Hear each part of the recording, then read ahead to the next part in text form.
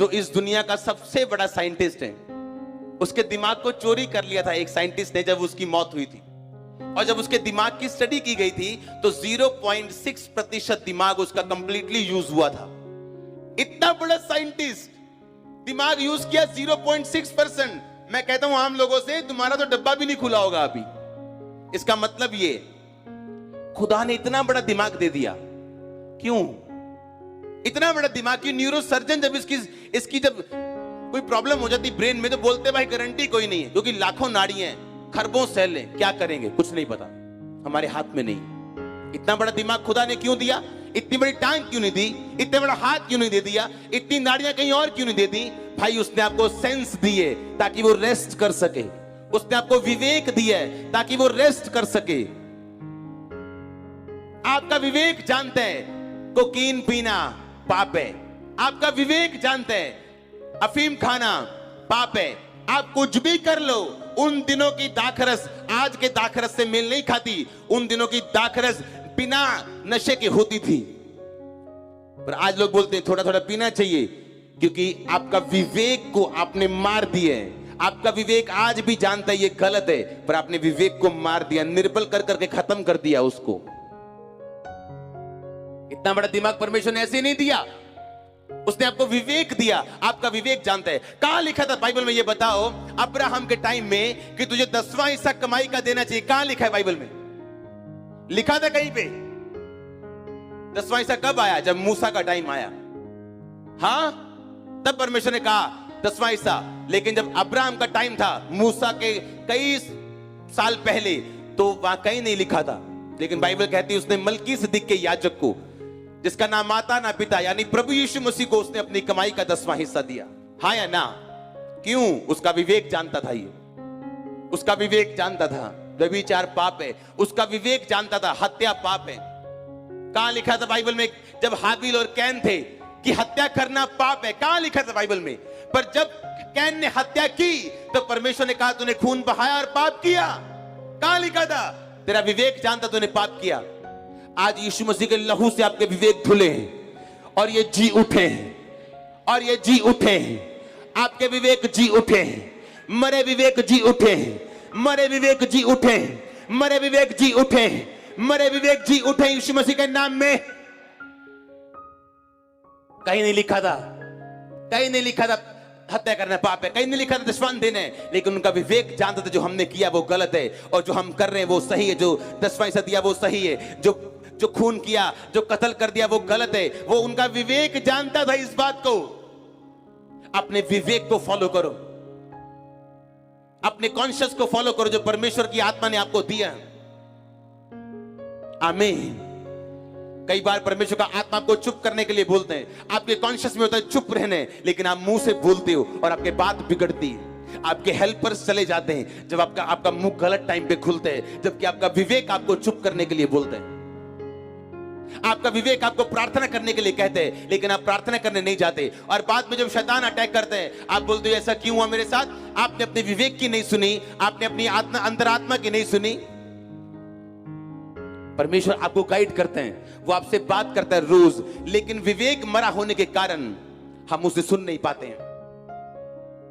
मैं अपनी चर्च में जब संडे हम जाते तो लोगों को बोलते हैं मैं फास्टिंग में आता हूं, फास्टिंग में जाता हूं। तुम भी फास्टिंग में आओ।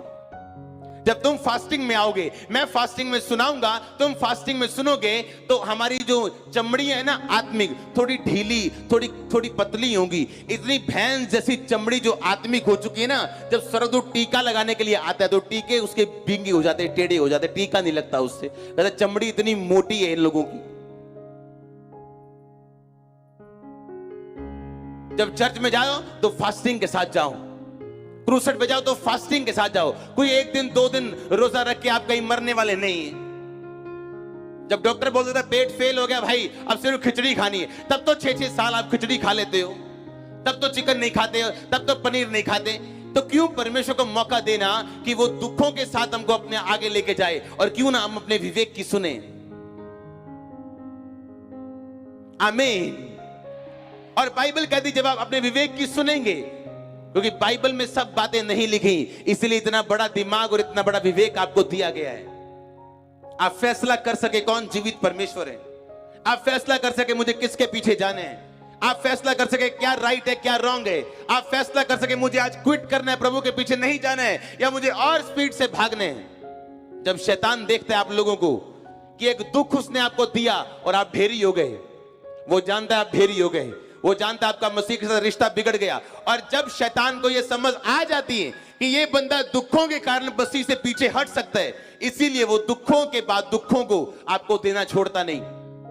उसको कॉन्फिडेंस है, वो हजारों साल पुराना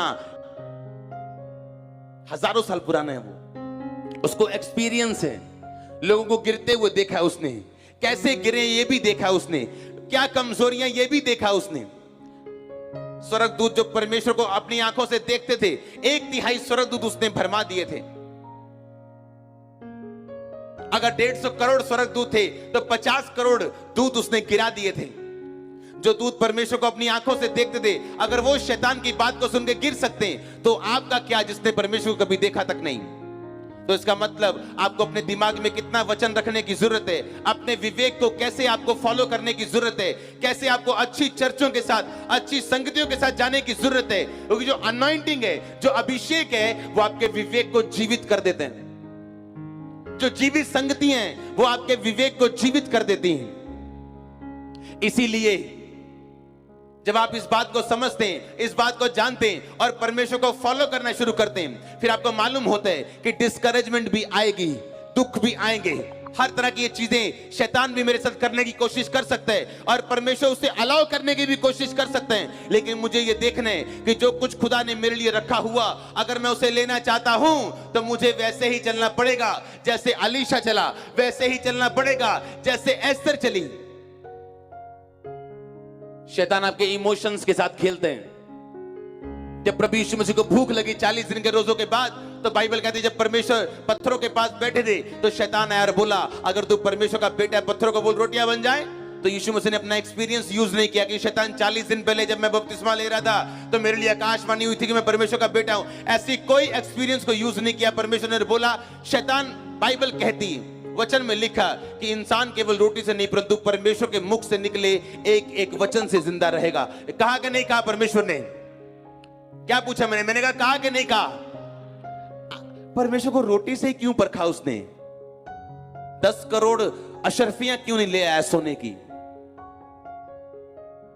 क्योंकि तब भूख लगी थी, तब सोना नहीं चाहिए था, चांदी नहीं चाहिए थी, तब पेट खाली था। शैतान जैसी आपकी जरूरत है वैसा वो आपके सामने लड्डू रखता है। उसको मालूम है आप कुंवारे हैं तो वो वैसी ही चीजें आपके सामने रखेगा। उसको मालूम है आप गरीब हैं तो वैसे लालच वो आपके सामने रखेगा। और अगर आपने फतह नहीं पाई, आप कभी उठ नहीं पाएंगे लाइफ में। फिर आप बोलेंगे मैं क्रिश्चियन हूं, पर आपकी लाइफ से नजर नहीं आएगा आप क्रिश्चियन हैं। कोई जयवंत नहीं, कोई विक्ट्री नहीं, कुछ भी नहीं, बस एक आम सी जिंदगी जी रहे। क्यों? क्योंकि जब शैतान ने परखा तब हार गए, अपनी मजबूरियों के आगे घुटना टेक दिया। क्रिश्चियन लोग अपनी मजबूरियों के सामने झुकते नहीं, मजबूरियों को झुकाते हैं अपने सामने यीशु मसीह के नाम में। तो या तो आप कैंसर को झुकाओगे या उसके सामने झुकोगे, या गरीबी को झुकाओगे या उसके सामने झुकोगे। 3 टाइम खाते हो, 2 टाइम कर दो, पर वफादारी का खाना।